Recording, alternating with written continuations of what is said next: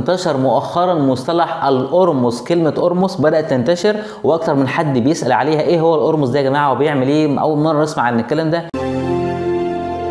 بداية يا جماعة كلمة القرمص اتعرفت في علم الخيمياء القديم، وعلم الخيمياء ده اللي هو يعني هنقول اللي هو علم الفراعنة او الطب الفرعوني القديم والطب الروماني القديم اليوناني القديم.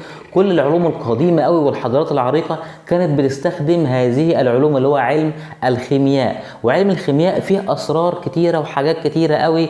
للأسف العلم ده رهيب جدا جدا حقيقي يعني رهيب، لكن للأسف محدش بيعرفه، وكل الوصفات المنتشرة وصفات غير كاملة وغير مضبوطة. بحاول قدر المستطاع انقل لكم بعض التجارب اللي هي ما كانتش ناجحة علشان ما حدش يعملها، لان لقيت ان في ناس بتعملها، وكمان بحاول انقل لكم الحاجات اللي هي نجحت فعلا فتحاولوا تعملوها لو هي نجحت. في كلتا الحالتين هيبقى في استفادة ليك. انا كنت اتمنى قبل ما اعمل تجارب معينة ان حد يقول لي ما تعملش التجربة دي علشان ما اخسرش. كلمة قرمص يا جماعة هي كلمة من حروف اختصارا لجملة من كلمات، وهي جملة orbitally arranged monoatomic elements، يعني العناصر احادية الذرة، وقبلها كلمة اوربيتالي.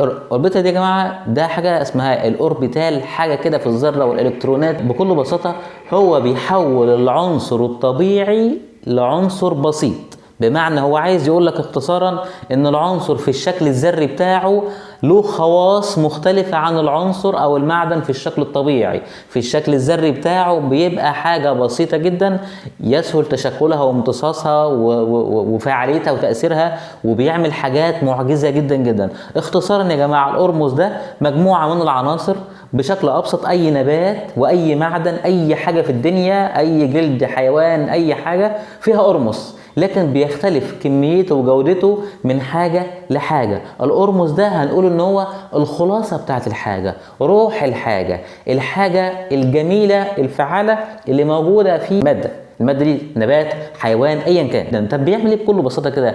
القرمص ده يا جماعة كأنك كده بتعمل بنية تحتية من كهرباء جسمك. بقى عندنا بيت قديم، والبيت القديم ده الاسلاك بتاعته بايظة، فانت بتركب كهرباء جديده لبيتك. معنى كده يا جماعه ايه بقى؟ معنى كده توصيل عصبي بيزيد، نشاط بيزيد، طاقه، سرعه الاشاره العصبيه، انتباهك، تركيزك، كل الحاجات دي تبقى اقوى اقوى اقوى. دي حاجه.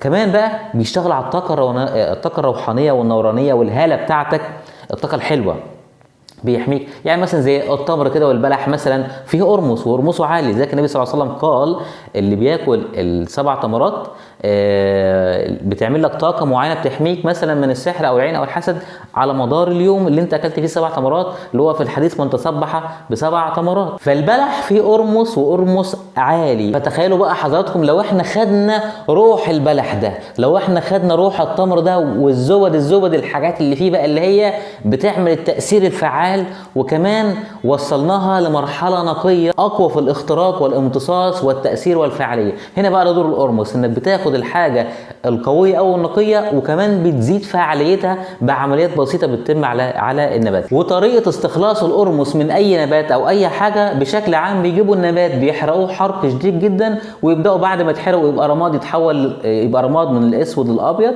ياخدوا الرماد، هذا الرماد الابيض بيضيفوا عليه بعض المواد الكيميائيه، احماض او HCl. بعد ما بيدوب بيحصل له ترشيح، بعد الترشيح بيبدا يتعادل باي حاجه قلويه، يظهر القرمص زي الشبوره كده. بعد كده بيفصلوا الميه وياخدوا هذا القرمص بيتجفف شويه ويبداوا يستخدموه. فالتجربه اللي هنقلها لكم دي حصل فيها كارثه في الاخر هوريها لكم، لكن احد الناس الجميله كان بيعمل قرمص المورينجا. جبت الفيديو ده، ما كانش استحاله الحاجات دي تطلع اصلا، يعني الحاجات دي ما بتخرجش، وفي ما يعني اغلب الناس ممنوع الحاجات دي توصل للناس، ممنوع. لكن انا وعدتكم من فتره اني هقول لكم على طريقه القرمص الحقيقيه، او اديكم فكره عن اللي بيحصل عموما. مش اي حد يعرف يطبقها الا لما يجهز حاجات معينه.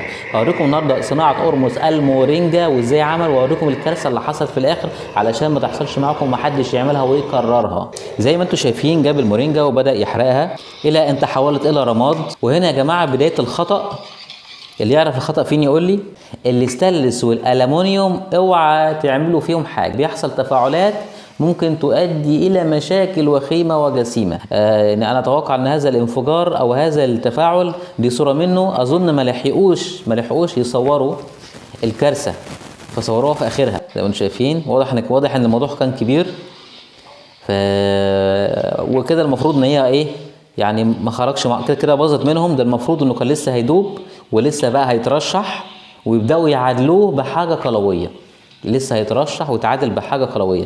هو بس بيوريكم حجم الكارثه اللي حصلت، ودي في حد ذاتها معلومه مهمه جدا جدا، لان ما ينفعش تعمل حاجات فيما يخص علم الكيمياء والخيمياء تعمله في المطبخ وفي البوتاجاز. ما ينفعش حضرتك تعمل الحاجات دي في مطبخك وبيتك واسرتك واولادك، لا. اي فيما يخص الكيمياء يا جماعه بتخرج غازات، بتخرج حاجات غريبه جدا، ممكن يحصل انفجار. دايما معامل الكيمياء والحاجات دي بتبقى ليها مواصفات معينه، وانت لابسك بتبقى لابس حاجات خاصه من ناحيه الماسكات الخاصه بالمواد الكيميائيه والجرافزات البلطو بتاعك، يعني شغل. لو بقى ناوي تعمل حاجات خفيفه كده يبقى اطلع بقى في البلكونه، على السطح، في الشارع، في اي حته بعيد عن اي قلق ليك. وحتى لو خرجت غازات معينه تطلع لبره على طول. دخول القرمص والتعامل معاه مش سهل. انا هقول لكم ان شاء الله في الحلقه القادمه، هصدمكم بخبر غريب، هقول لكم اللي حصل معايا وابقى محتاج اسمع رايكم جدا جدا. لكن يعني حصل حدث غريب اول مره في حياتي يحصل. القرمص بتاع الملح وزيت الزيتون ده من الطرق البسيطه خالص، لكن انا في الحلقه بتاع القرمص وزيت الزيتون قلت لكم يا جماعه طريقه الملح والزيت دي طريقه بسيطه سهله جدا. القرمص الحقيقي ليه نظام خاص، لكن بنقل الكلام ده علشان تحذر وتحترس وتخلي بالك وانت بتعمل هذه الحاجات، لان في ناس كتير قوي بتبحث في هذا الامر اصلا ومهتمه بيه. وان كنت ارى ان بحثك الاول وشغفك الاول قبل اي شيء الحجامه. لو انت حضرتك ما تعرفش حاجه عن الحجامه مهم جدا جدا، لان ده الاسعاف الاولي في الجلطات. لو حد عنده مشاكل غضاريف، خشونه ركبه، مشاكل في الام العظام، مشاكل في المناعه، حاجات كتير قوي الحجامه بتشتغل عليها بشكل ممتاز جدا جدا. وهي المفروض ان تكون شغفك الاول. ونزلنا كورس مهم جدا جدا، اللي حابب يشترك فيه يدخل في صندوق الوصف، هتلاقوا في صندوق الوصف رقم واتساب اشتركوا عليه، او لينك التليجرام ادخلوا من خلاله هتوصلوا ازاي نشترك في كورس الحجامه. وعملنا حبه هدايا كده على الكورس، لان انا يعني شايف انه كورس مهم جدا جدا. المفروض يكون شغفك الاول، لان هو اللي في ايديك وتعرف تعمله بشكل كويس وبتاخد نتائج فوريه. شكرا لكل شيء في الحلقه. اتمنى لكم حياه سعيده، وشكرا على خير حلقه ان شاء الله. اتمنى تكون الحلقه عجبتكم. السلام عليكم.